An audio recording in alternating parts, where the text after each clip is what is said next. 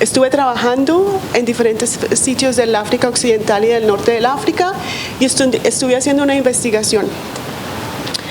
Entonces, como es un taller, un conversatorio de derechos humanos, lo primero que quiero como establecer es si tienen alguna pregunta o algún comentario que yo estoy como compartiendo, por favor, levanten la mano, interrúmpanme, porque me gustaría mucho saber su opinión, sus pensamientos, cualquier cosa de lo que yo estoy compartiendo con ustedes, porque también me sirve mucho para mí este tipo de retroalimentación. Entonces les agradezco de antemano.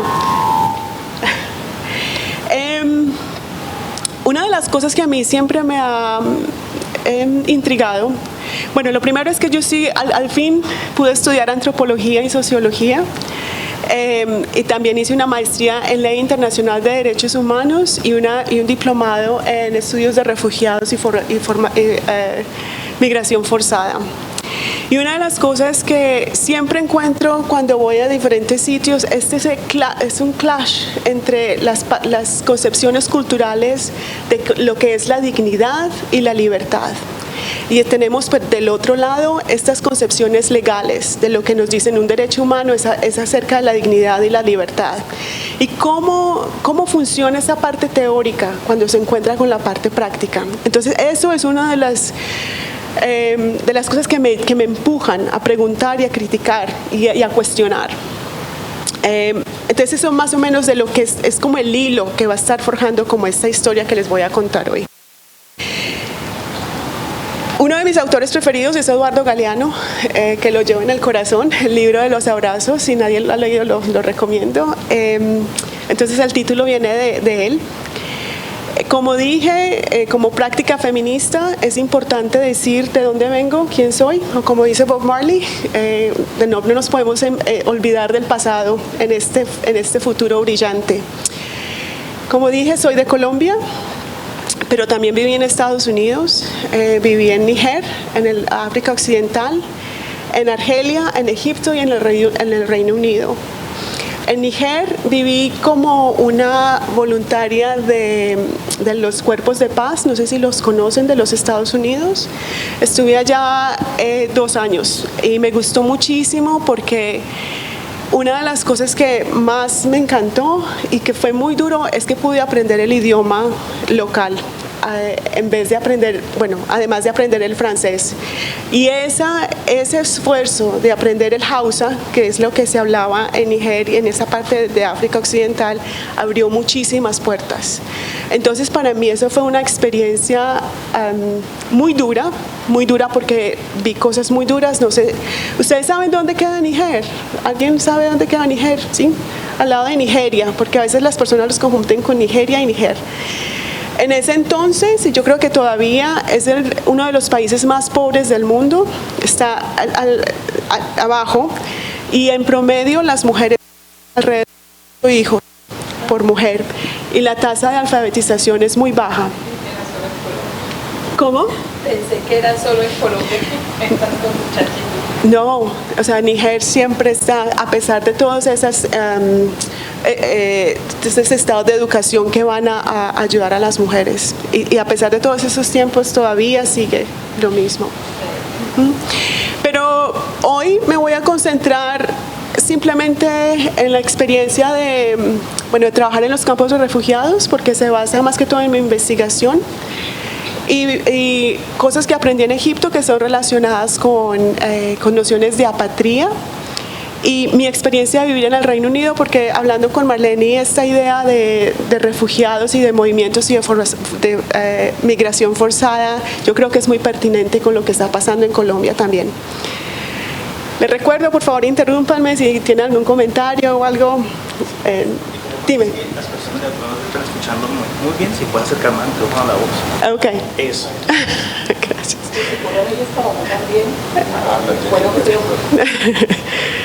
Listo. Bueno, ¿quién ha escuchado aquí sobre la Sahara Occidental o los saharauis? ¿Alguien ha escuchado de los saharauis? ¿De la qué? En películas. ¿Pero qué has escuchado? ¿Qué sabes de ellos? Sé que son nómadas, que viven como del ganado, pastoreo.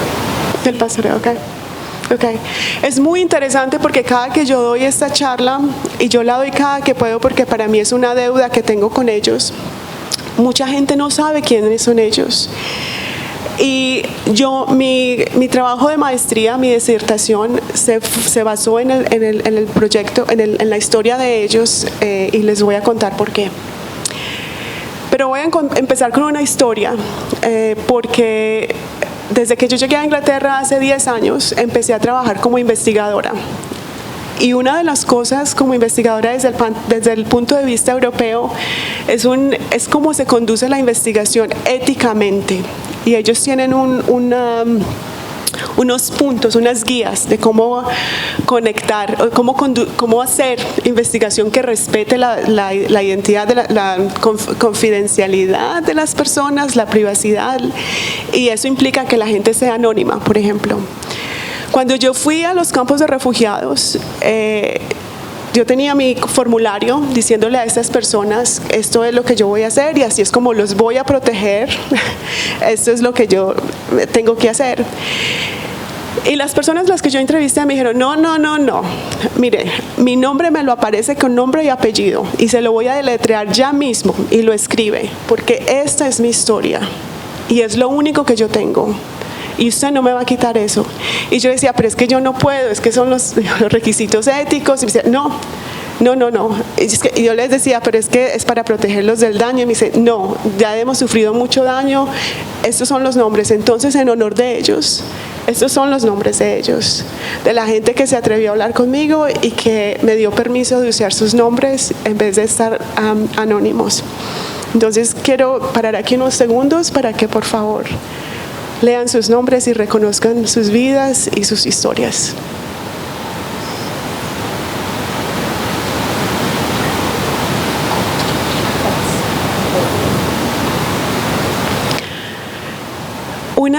Voy a mostrarles fotografías que yo tomé en ese entonces y unas de las personas van a estar ahí, pero no están identificadas por nombres. Bueno, les cuento sobre el Sahara Occidental y por qué es importante, sobre todo desde el punto de vista de la Ley Internacional de Derechos Humanos. No sé si, por ejemplo, los expertos, y por favor me interrumpen, si ustedes, cualquier documento de las Naciones Unidas que lean, empieza, uno de los principios principales es el derecho a la autodeterminación. ¿Sí? Casi siempre es que los grupos tienen el derecho de soberanía, de decir de manejar sus recursos. Cualquier documento, ese es uno de los principios fundamentales de esta idea de derechos humanos. Lo que me llamó la atención del Sahara Occidental es que en el contexto internacional de derechos humanos, este es un caso fundamental para la parte teórica legal.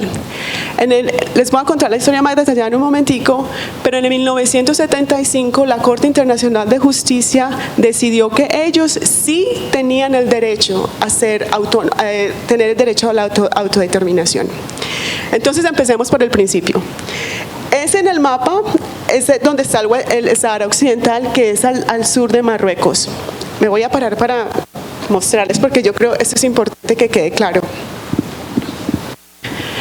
Este aquí es Marruecos, esta parte de acá. Esta parte es el Sahara Occidental, que Marruecos está tratando de reintegrar en su parte. Esta es Mauritania y esta es Argelia. ¿Ok? Esto es muy importante porque ellos todavía están peleando por esto. Entonces, la historia es que esa parte del Sahara Occidental que les mostré fue una colonia española. Y eso es también muy interesante porque cuando uno vaya, ellos hablan español, ¿sí? Entonces hablan español, árabe y otro dialecto local. Bueno, entonces, cuando los españoles estaban colonizando esa parte de África, el Sahara Occidental, o esa parte de ahí, ellos la colonizaron hasta los 60, porque es muy rica en sulfatos y en áreas pesqueras en el mar que está en el Océano Atlántico. Entonces, cuando el proceso de colonización empezó en los 60, pues España se tuvo que ir, lo forzaron a irse.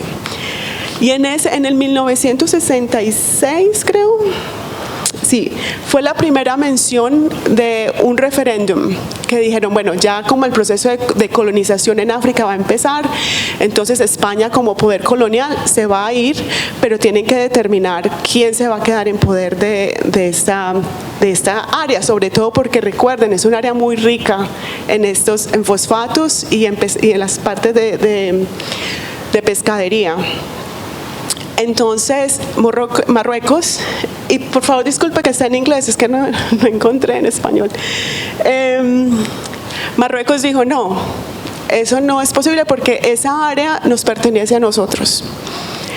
Históricamente, esa área, las personas que han vivido ahí, porque son nómadas, lo que me dijiste, ellos no pueden reclamar ese estado porque ellos van y vienen, mientras que nosotros, el Reino de Marruecos, hemos estado aquí por milenia. Entonces, los saharauis, que son las personas desde el Sahara Occidental, dijeron, no, nosotros vivimos como nómadas, pero esto es nuestra tierra y tenemos derecho a esta tierra y tenemos derecho a la autodeterminación como la ley internacional lo dice. Entonces, ellos llevaron esto a la Corte Internacional de Justicia y en el 1975 la Corte Internacional de Justicia dio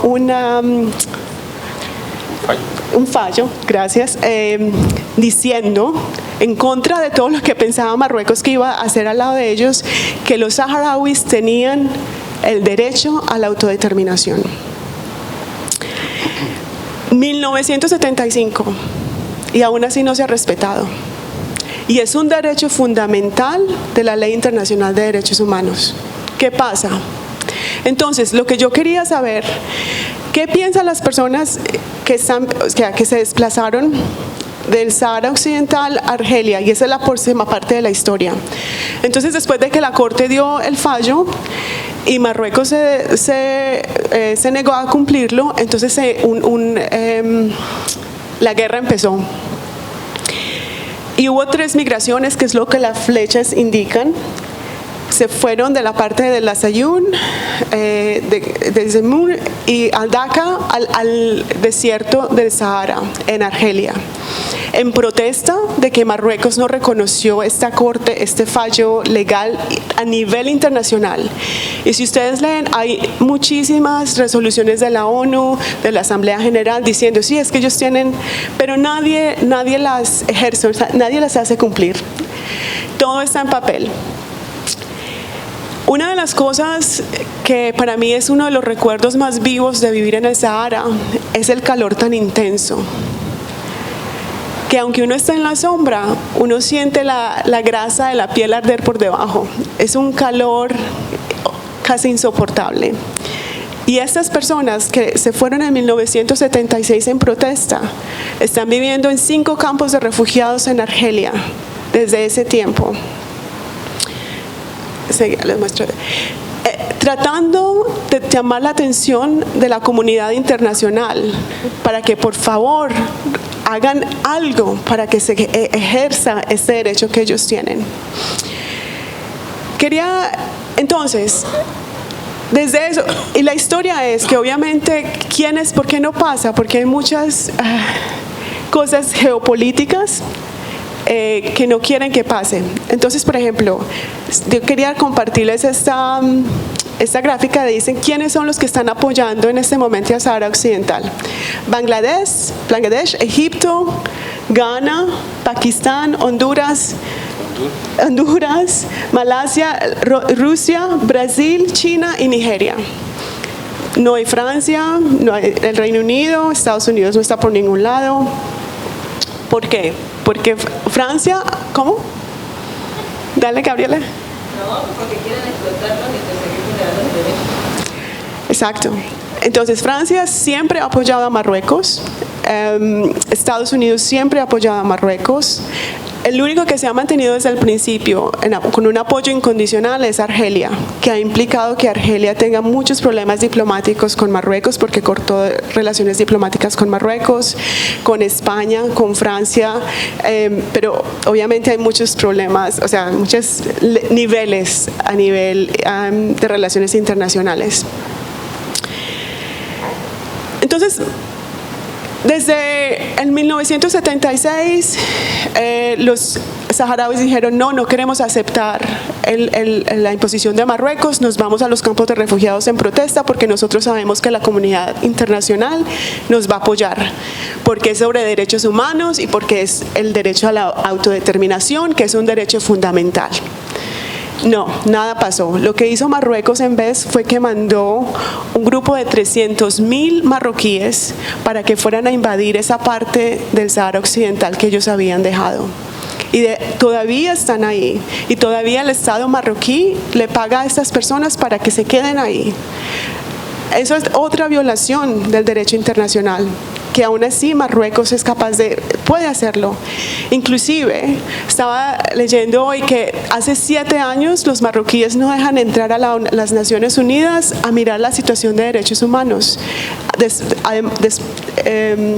Aunque Amnistía Internacional y Human Rights Watch tienen documentados problemas de tortura y de discriminación. Cuando yo estuve haciendo la investigación en los campos de refugiados, yo conocí varias personas que cruzaron en el mapa que les mostré, van del Sahara Occidental, pasan a los campos de refugiados y se devuelven porque todavía tienen esas conexiones. Pero entre el Sahara Occidental y Argelia hay minas y ellos siempre toman ese riesgo. Y las personas que yo entrevisté me contaron historias de tortura, de discriminación, que se pasan inapercibidas porque a nadie les importa. En ese mismo entonces, en el 1976, se formó el Frente Polisario, que es un frente militar que está luchando por el reconocimiento de la República Saharaui, que es como se llaman, como una república independiente. Entonces las negociaciones que se quieren hacer es entre este Frente Polisario, entre el gobierno marroquí, que es el rey marroquí, y los dos no han podido llegar a una mesa de conversaciones. Desde el 76 hasta el 91 hubo muchos muertos, muchas rebeliones, muchos confrontamientos. En el 91 hubo una negociación dirigida por los Estados Unidos, un señor que se llama John Baker. No sé si ustedes se acuerdan cuando Trump estaba en poder, que tenía uno de sus ministros que tenía el bigote grande, John Burton. Y él fue el único que trató de volver a llevar a la gente a las mesas de negociaciones y fue exitoso, que para mí yo no lo podía creer, pero no pasó nada. Al final Trump apoyó otra vez a Marruecos, una posición que Biden no ha cambiado, o sea que Estados Unidos todavía continúa apoyando a Marruecos.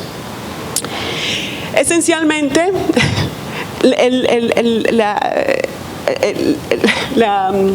la conclusión de la historia es que todavía estos refugiados están allá, en el corazón del Sahara. Son aproximadamente 100.000 personas que viven en estos campos de refugiados. No son condiciones fáciles, o sea, obtener agua, comida, todo esto viene a través de las Naciones Unidas, ¿cómo se llama?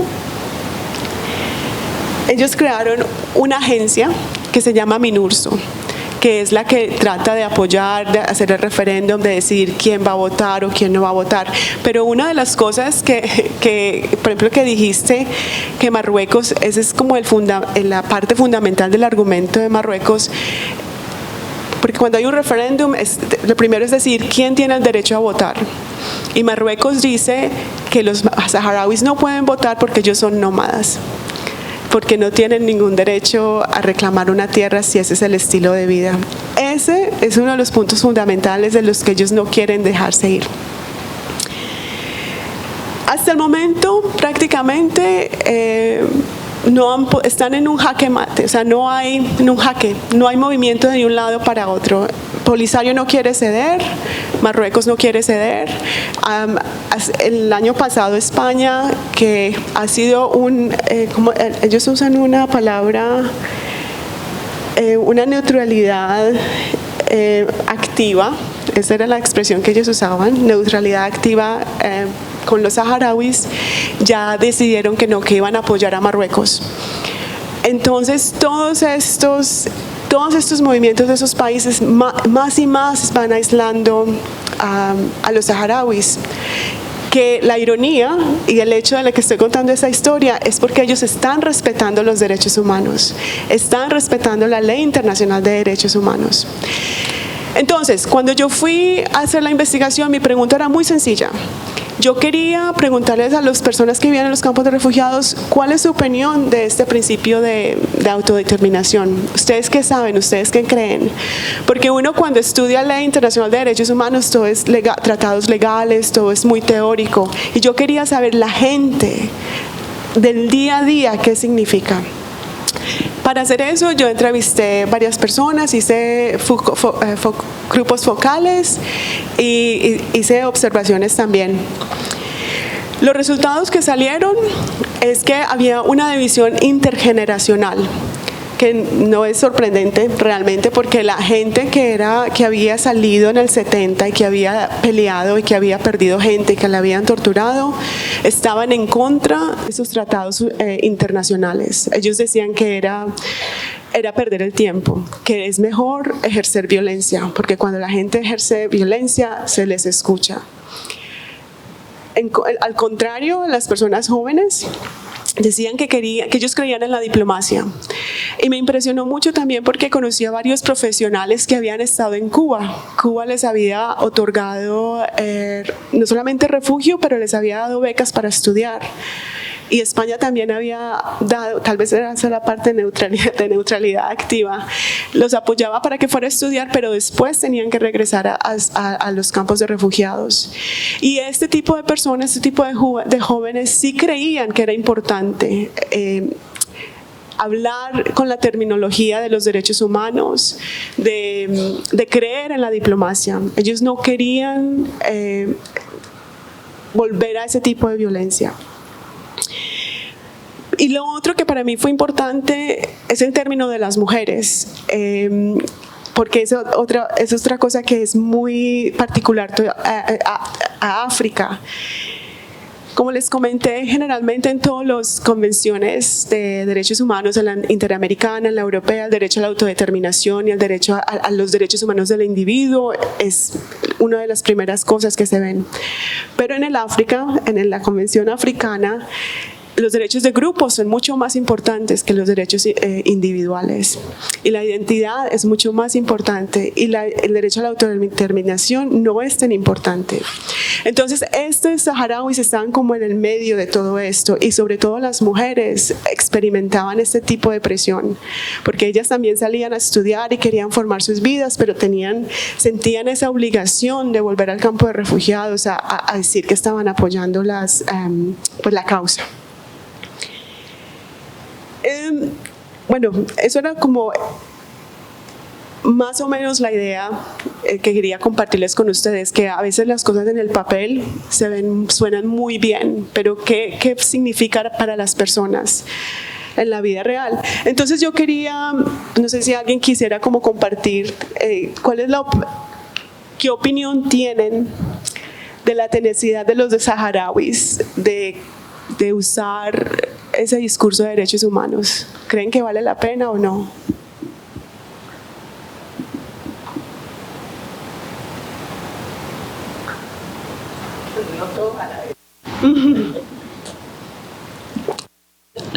O la otra pregunta que tenía es ¿qué responsabilidades tenemos nosotros en ayudarlos? ¿Qué otras alternativas existen para ellos? Para mí esa pregunta es muy importante porque nosotros siempre hablamos de derechos humanos, pero ¿qué responsabilidades tenemos también?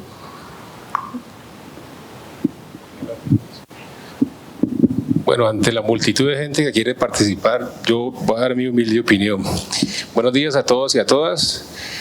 Decir que fundamental el tema de los derechos humanos, o sea, si bien nacen en Francia después de una revolución que pues, al final era un sentimiento de un pueblo, pero al fin, ese gobierno después de esa revolución terminó sacando esa Carta Magna que lo dice, hay momentos en que no aplica o que uno dice que no hay cosas justas, pero creo que fundamental exigir el respeto a esos derechos, si bien luego terminan siendo letra muerta. Por ejemplo, yo hablo de Colombia, el caso que hemos nosotros acompañado por ser colombianos. Para hablar de la protesta social, para decirlo de alguna forma, hay protocolo de intervención y hemos insistido constantemente en que se respete. En los gobiernos anteriores, ahorita el del cambio, al de Petro, iba uno, hacía revisión del armamento del ESMAD, una belleza, todo hablando con la fuerza policial de antidisturbios, pero ya en terreno usted ve otro comportamiento. Y usted como defensor va y reclama, se expone a que el ESMAD lo agreda a usted o lo golpee. Pasó muchas veces.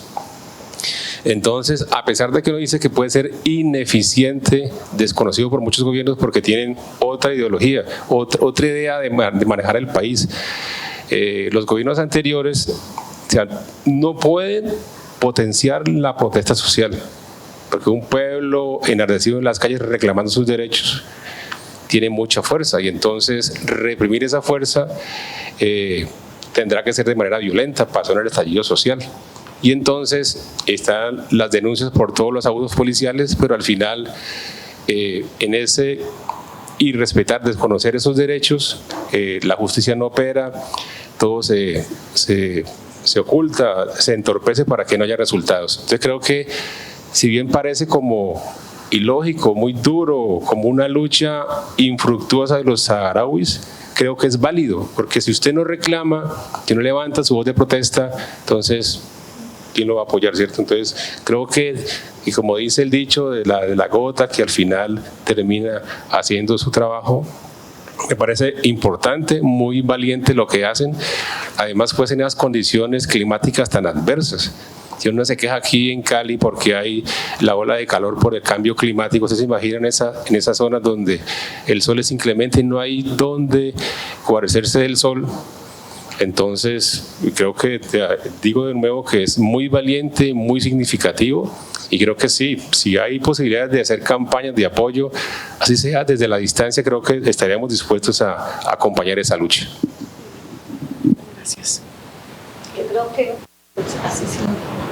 creo que al escuchar esta historia de un pueblo, me refleja mucho lo que está pasando aquí con el desplazamiento interno.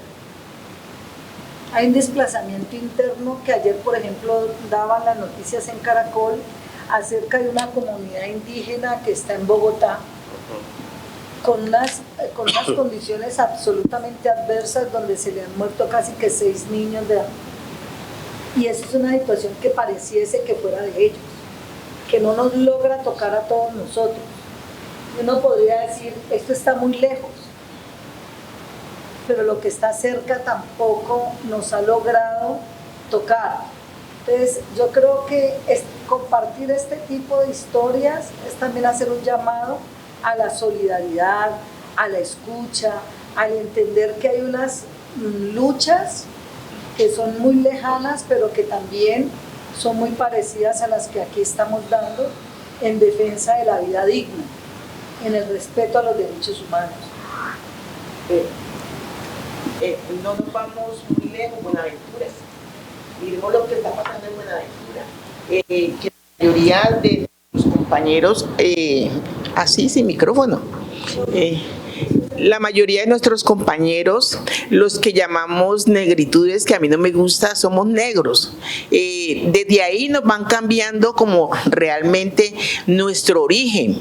Y la gente de Buenaventura le toca que venirse acá a Cali a mendigar.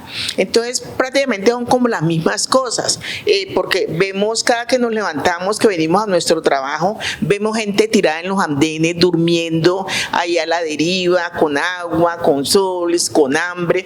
Entonces sí, son otros países, pero lo mismo estamos viviendo acá en Colombia, lo mismo vive en Chile, lo mismo vive en Uruguay, y desafortunadamente nosotros hoy no nos toca a nosotros tenemos una camita caliente, entonces lo mismo prácticamente. Y yo te digo, Claudia, lo que siempre he dicho acá, todo queda en el papel.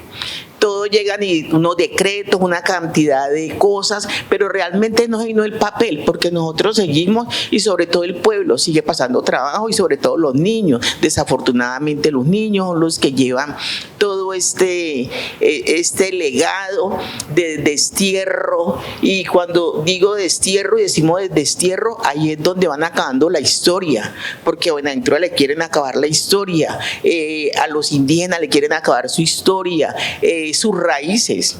Entonces eso es lo que están haciendo en todos los países.